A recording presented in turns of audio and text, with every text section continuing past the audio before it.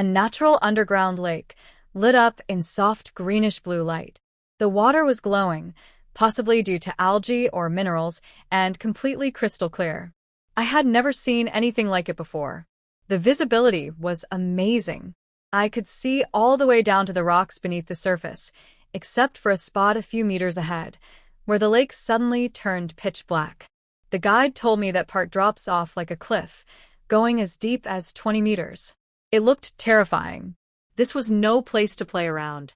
One wrong move, and you'd be gone, swallowed by the depths below. I stayed near the edge, swimming cautiously. The water was freezing cold, ice-like.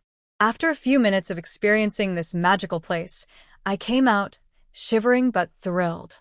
Totally worth the money and effort. A once-in-a-lifetime adventure. Most people visiting Sri Lanka miss this place. It's not well known. But trust me, if you skip this, you're missing out on one of the most amazing experiences of your life. At first, I thought this would be a basic cave exploration.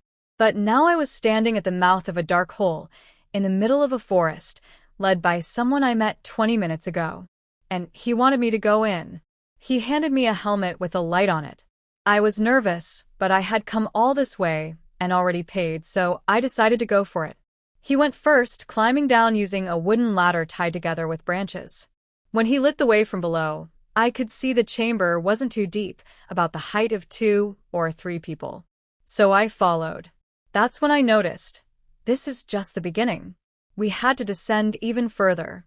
Now it was getting tight, a vertical tunnel barely wide enough for a person to squeeze through. Not suitable for anyone overweight or uncomfortable with narrow spaces. Crawling through, I scraped myself against the rocks, squeezing into what felt like a stone pipe.